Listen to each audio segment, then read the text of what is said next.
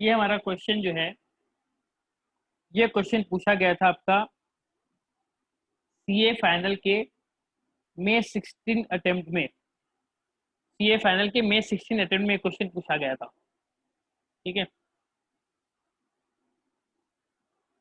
क्या कहता है ये देखिए।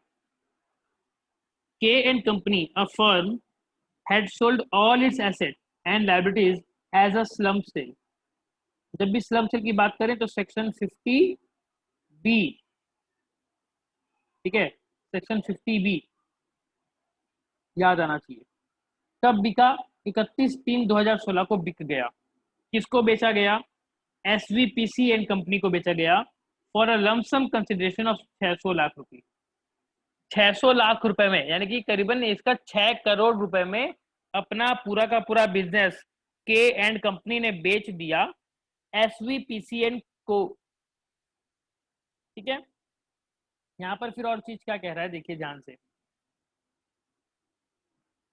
The statement of affairs of के एंड कंपनी, मतलब जो कंपनी बिकी है उसका वैल्यू यहाँ पर दिया गया है।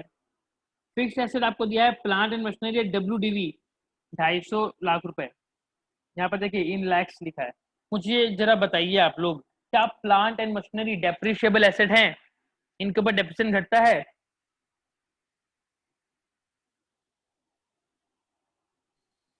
यस नहीं, सर। तो इसीलिए हम इसकी वैल्यू को लेंगे डब्ल्यूडीवी पे। लैंड जो है इसको रीवैल्यूड फिगर दिया गया है कितना? 1200 रुपए। टोटल कितना आ गया? 1450। करंट एसेट में क्या बोल रहा है?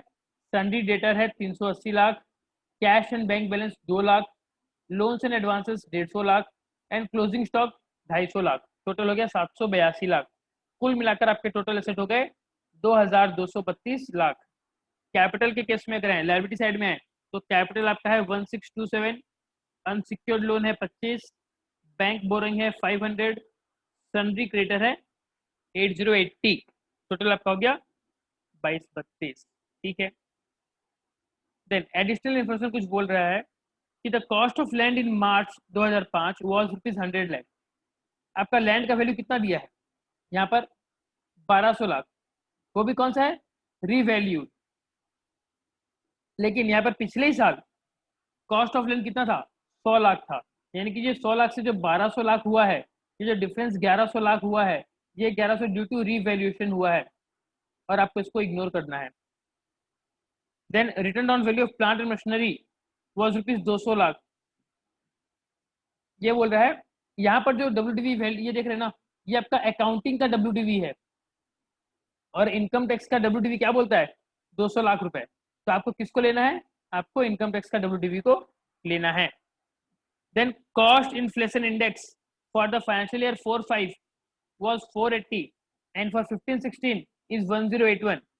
अगर देखा जाए तो ये चीज फालतू में आपको कंफ्यूज करने के लिए दी गई है। क्यों दी गई है? क्योंकि यहाँ पर बोला गया था कि जब स्लम सेल करते हो तो वहां पर आपको इंडेक्सेशन का बेनिफिट नहीं मिलता। लेकिन जहां एग्जाम में ऐसा कुछ पेपर में ऐसा दे दे इंडेक्सेशन, बच्चा कंफ्यूज हो जाता है और इंडेक्सेशन बेनिफिट लगा देता है और उसका आंसर गलत हो जाता है।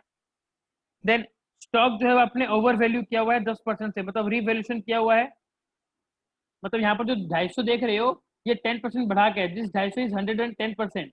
तो आपको क्या करना पड़ेगा? आपको 100% निकालना पड़ेगा और जो वैल्यू आएगी उसी को आपको लेना पड़ेगा आपका वैल्यू में। आपको बोल रहा है compute capital gain arising from slump sale on such gain. समझ में आ गया?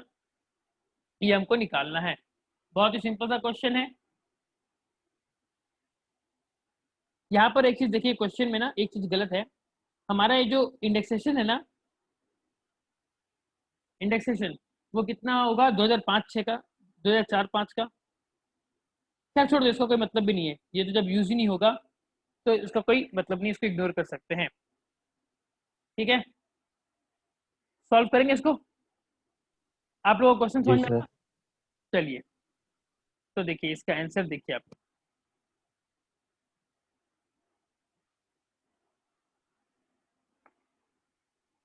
As per section 50B, any profit and gains arising from the slum sale effected in the previous year shall be chargeable to income tax as capital gain arising from the transfer of capital asset and shall be deemed to be the income of previous year in which the transfer to place, यानी कि यहाँ पर simply पहला paragraph में क्या लिखा गया, provision लिखा गया। इनकम टैक्स क्या कहता है वो आप पहले बता दो, स्लम सेल का मतलब यहाँ पर हमको बता दिया गया। उसके बाद आपको इसको कैसे ऐड ऑन करना है, if the SSE owned and held the undertaking transferred under slum cell for more than 36 months before slum cell, then the capital gain shall be deemed to be long term capital gain। ये वही part हो गया जो हमने ऊपर discuss किया था। ये भी बता दे रहा है कि अगर 36 महीने से ज्यादा रख रहे हो तो उसको लॉन्ग टर्म माना जाएगा। अब हम क्या करेंगे, हमारा जो करंट सिनेरियो है उसके साथ उसको जोड़ने की कोशिश करेंगे। In this case it is assumed that the undertaking, यानी कि जो बिजनेस है, बिजनेस कौन है, के एंड को, ये जो बिजनेस है वो setup in March 2005 being the period in which land was acquired. जी हाँ, इसने एजम्पशन कैसे लिया कि जिस ईयर में आपने लैंड को एक्वायर किया उसी साल आपका क्या बना होगा, बिजनेस सेटअप हुआ होगा, ऐसा एजम्पशन लिया है। अब आप लोग अगर एग्जाम में चाहो तो आप लोग अपना दूसरा आंसर भी लिख सकते हो। आप ये एज्यूम कर सकते हो कि अगर ये लॉन्ग टर्म रहा तो आपका किस तरीके से हम सॉल्व करेंगे। बाकी कुछ खास आंसर में फर्क नहीं आने वाला, क्योंकि शॉर्ट टर्म लॉन्ग टर्म में यहाँ पर इंडेक्सेशन वाला बेनिफिट नहीं मिलने वाला। Then hence the result capital gain of slum cell is a what, short long term capital gain. However, as per section 50b2 indexation benefit is not available। ये important बात है, आपको indexation का benefit नहीं मिलेगा। अब आपको निकालना है capital gain from slum cell and tax on such gain। सबसे पहले हम क्या लिखेंगे, slum cell consideration कितना मिला आपको, 600 लाख रुपए। इससे लेस क्या करोगे, कॉस्ट ऑफ एक्विजिशन। कैसे, देखिए सबसे पहले हम क्या निकालेंगे, अगर आपको हमारा 3 स्टेप अगर याद होगा तो हमने 3 स्टेप में क्या देखा था। स्टेप 1 में आपका बताइए, ये देखो हमने यहाँ पर क्या देखा था, स्टेप 1 2 3। स्टेप 1 में क्या करेंगे, total value of the assets ये हमको लेना है। स्टेप 2 में क्या करेंगे, नेटवर्थ निकालेंगे। और स्टेप 3 में हम क्या करेंगे, कैपिटल गेन करेंगे। ठीक है, तो देखिए अब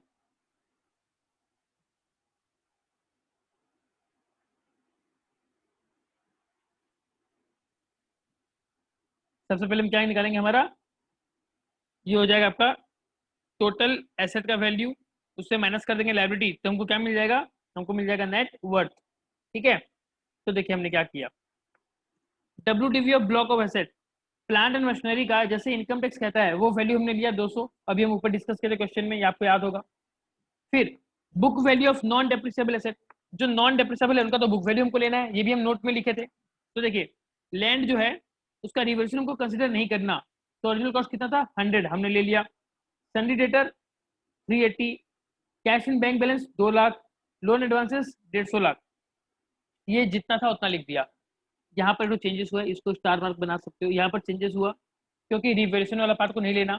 सिमिलरली क्लोजिंग स्टॉक में भी हमारा क्या है, ओवर वैल्यूएशन हुआ है तो हमको उसको हटाना पड़ेगा। ठीक है, यानी कि यहाँ पर क्या बोला, ये जो 250 लाख है ना, ये आपका 10% बढ़कर आया है। इट मीन्स मैं इसको ऐसे बोलूं कि ये जो वैल्यू है ये 110% वैल्यू है, तो अगर इसको मैं 100% में लेकर आऊं तो मेरा आंसर क्या आ जाएगा, मेरा आंसर आ जाएगा 227.27। आप लोग कैलकुलेटर लेकर सॉल्व कर सकते हो। 250 डिवाइडेड बाय 110 इंटू 100 आपको आंसर मिलेगा कितना, 227 रुपये 27 पैसे। तो ये सारा आपका क्या हो गया 859, ये इसका हो गया। ऊपर कितना था आपका, ऊपर आपका था WDV वाले एसेट का, और इन सबको अगर हम ऐड कर दें तो ये हमारा हो गया टोटल एसेट, टोटल एसेट। अब टोटल एसेट से माइनस क्या करना है हमको, लायबिलिटी जो हमने ली है, तो हमको क्या मिल जाएगा, नेट वर्थ। लायबिलिटी आपने क्या क्या लिया, आपने लायबिलिटी में लिया है अनसिक्योर्ड लोन 25 रुपए का, मतलब 25 लाख रुपए का। बैंक बोरिंग है आपके पास 500 रुपए की, एंड सन्डी क्रेडिटर आपके पास 80 रुपए के। ये देख लीजिए क्वेश्चन में है 25 580, क्वेश्चन देखिए 25 580। ठीक है, उतना का उतना हमने ले लिया।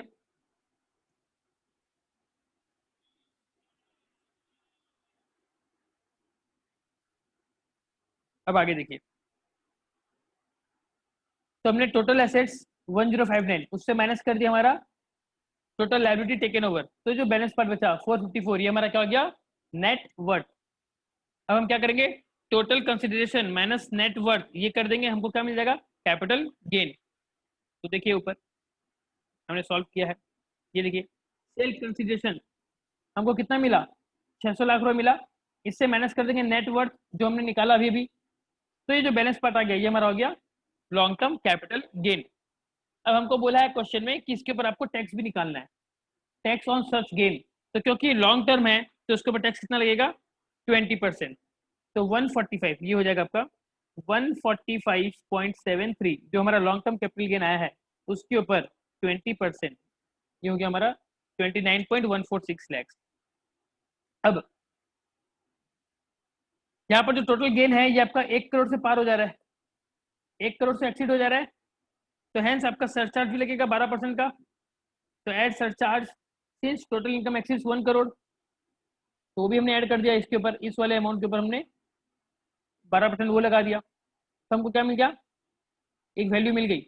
अब इस वैल्यू के ऊपर हम क्या करेंगे, हमारा 4%, ये तो पुराना आंसर है इसको काट दीजिए, यहाँ पर आप क्या करोगे 4% हेल्थ एंड एजुकेशन सेस इसमें ऐड करोगे, तो कैलकुलेट कीजिए ये कितना हो जाएगा,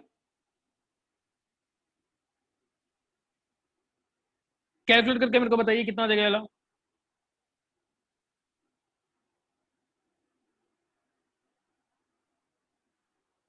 32.644, 32.644 इंटू 4%, ये आपका हो जाएगा 1.306, 1.306, 1.306, इसको ऐड कर दीजिए,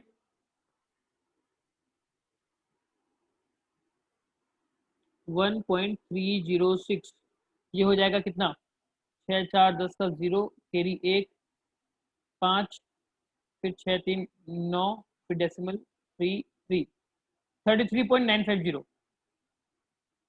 33.950 मतलब 33.95 लाख इतना रुपया आपको देना पड़ेगा टैक्स के रूप में। बताइए क्या आपको समझ में आया, अगर समझ में नहीं आया तो फिर से डिस्कस करवा दूंगा, बताइए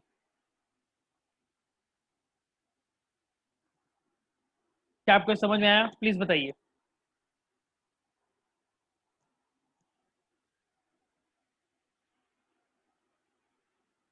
तो चलिए मैं मान के चलो आपको समझ में आ गया, एंड इसी के साथ हम हमारा ये जो कैपिटल गेन का टॉपिक है इसको हम आज खत्म करते हैं, इसको वाइंड अप करते हैं। नेक्स्ट क्लास से हम एक नया चैप्टर स्टार्ट करेंगे, अगर आपको कैपिटल गेन में कुछ डाउट है तो प्लीज पूछिए, अदरवाइज हम आज की क्लास वाइंड अप करेंगे।